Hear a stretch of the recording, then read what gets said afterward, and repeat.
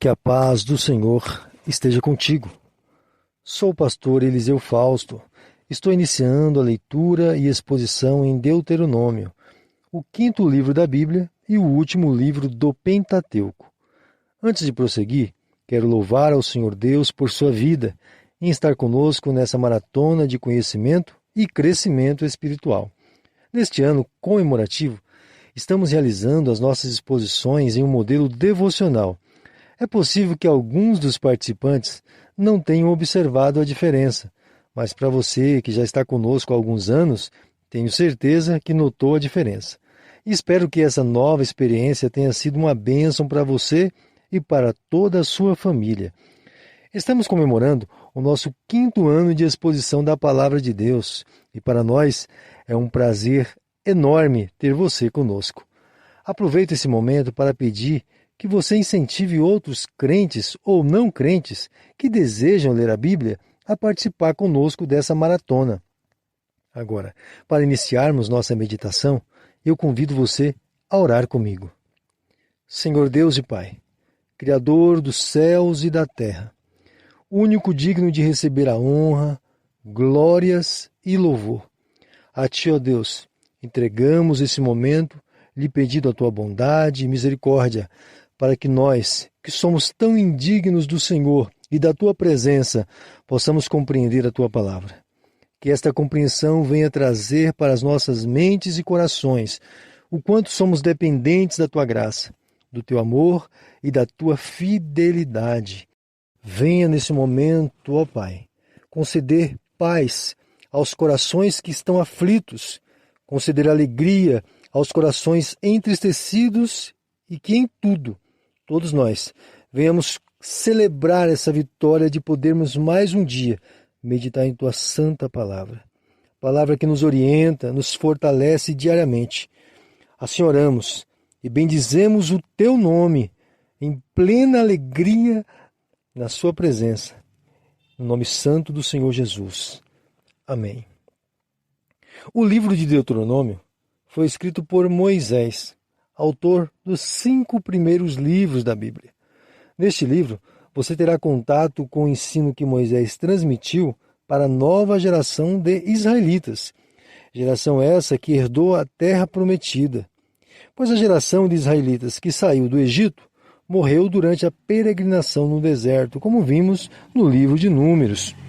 É importante que você perceba o quanto misericordioso e bondoso é o nosso Deus, que desde o Gênesis vem tratando graciosamente com um povo rebelde e desobediente, como você tem visto.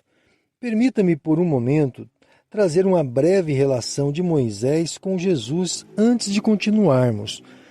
Nessa nova etapa, Moisés representa claramente o Senhor Jesus, pois, como veremos, ele ensinou as palavras de Deus para essa nova geração, a fim de os preparar para a aquisição da terra prometida. Assim como Jesus ensinou as palavras de Deus para todos que atentamente ouvem a sua voz e assim possam possuir a nova Jerusalém celestial. E nesses ensinos, quero que observe a importância de se olhar para trás, enxergando os erros do passado a fim de não praticá-los, e valorizar o que está diante de nós, com uma nova oportunidade de obtermos uma profunda comunhão com Deus. Nesse ponto, tanto Moisés quanto Jesus se utilizaram da mesma didática. Moisés ensinando a nova geração sobre os erros e pecados da antiga geração, e Jesus nos ensinando a abandonar a nossa antiga prática pecaminosa, a fim de prosseguirmos para a Jerusalém celestial.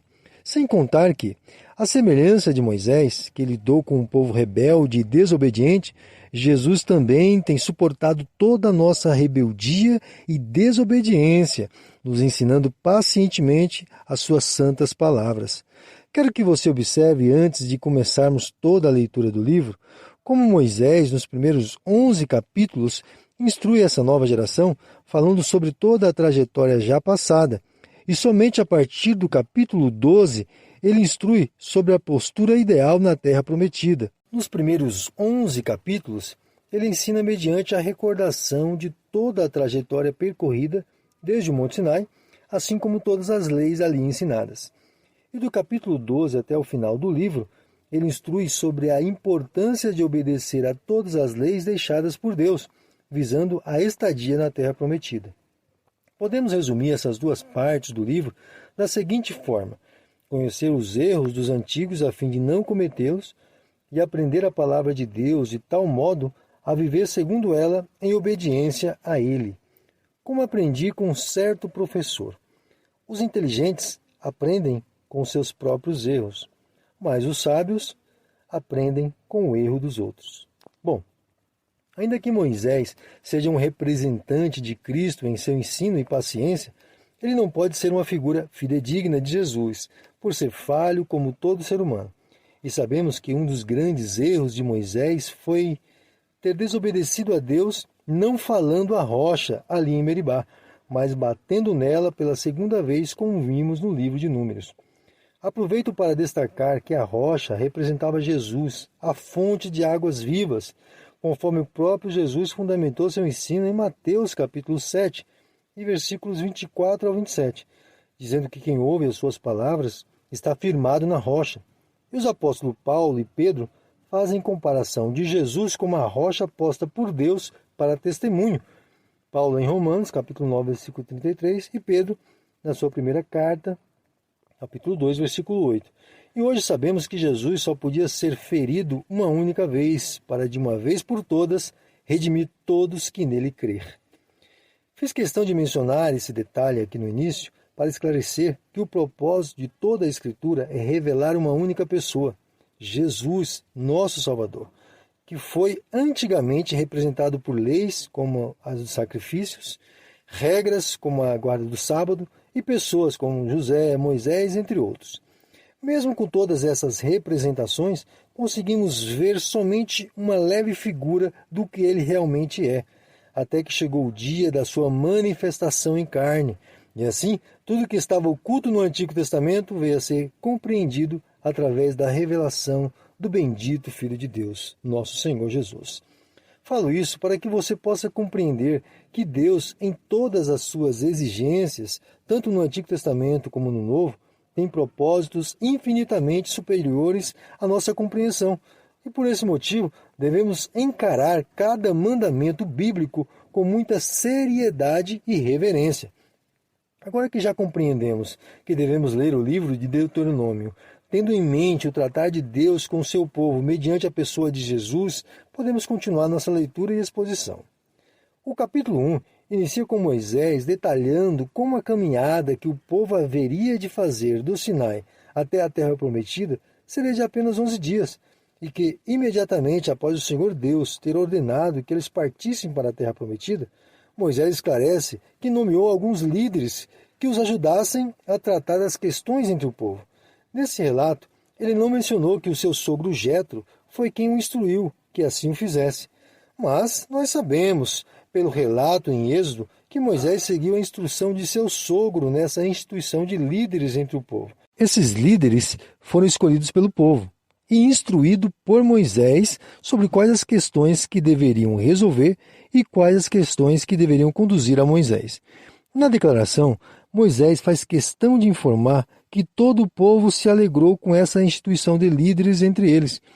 Deixa eu comentar algo sobre essa questão. Moisés segue o mesmo princípio de Jesus quando instituiu os discípulos para anunciarem o Evangelho em todo o mundo. Você pode dizer, não foi Jesus quem seguiu o princípio de Moisés? Eu te respondo, não.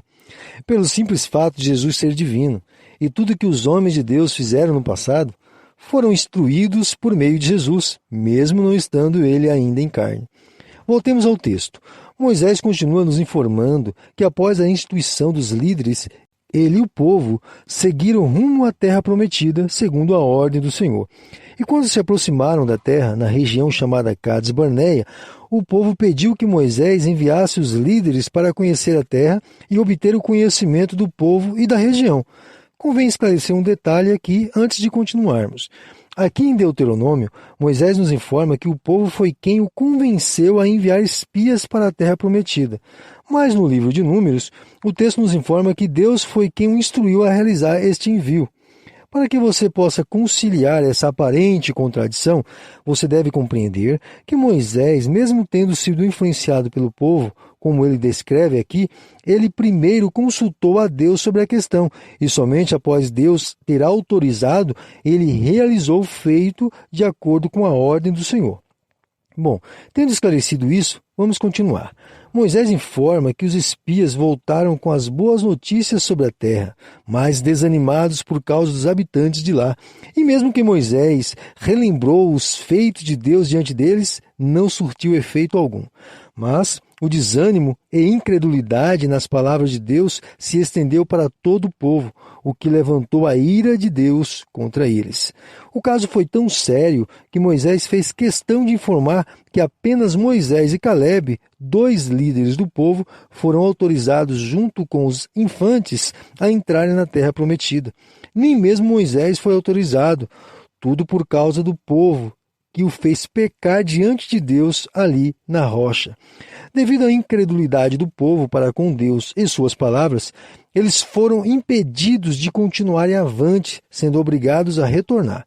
Mas o coração do povo estava inclinado a desobedecer a Deus e decidiram por conta subirem à terra prometida, o que ocasionou a morte de muitos deles.